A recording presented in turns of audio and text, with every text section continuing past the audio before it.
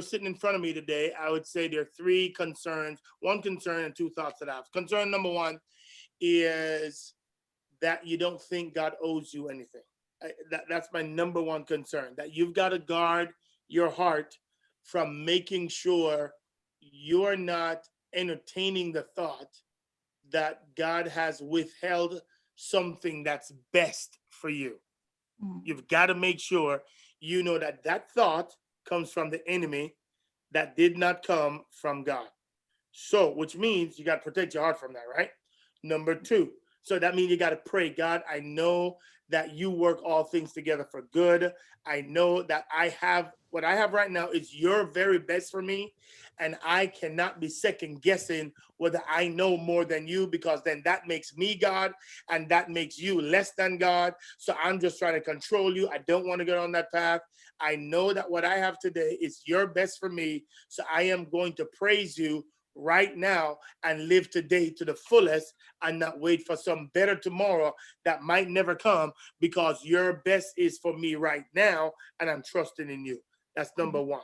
I need you to guard your heart from that, because that's what the enemy wants to do. He wants to drive a wedge between you and God by saying God's withholding from you. It's the same thing he did with Eve in the garden. He said to Eve, God don't want your best. If he did, he'd let you eat from every tree. So he's withhold. How can a good God withhold something good for you? And that's because Eve thought that Eve agreed with him and thought he was holding something back, when she didn't realize that no, you had a billion other trees you can go enjoy.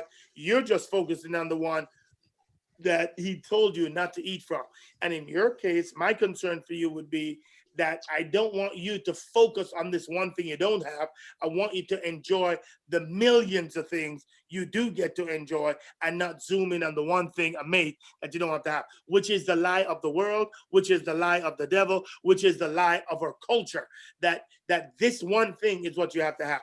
The reality is that a lot of people are never going to get married, and churches better wake up to that and realize and deal with the reality of pastoring people with the reality that you might never get married. And is there a life when you're not going to get married? And there better be. And if the Bible don't have one, then let's fold the book up, throw it away, because there are too many people that live great lives for God and were always single. And I'm saying we got to hold those models up and say, hey guys, as for you and your house, you need to serve God like this. And so you're one of those ladies that are trying to live righteously for God, and I am elated for you. And what I despise is that the enemy is trying to tell you that you are a second-class citizen.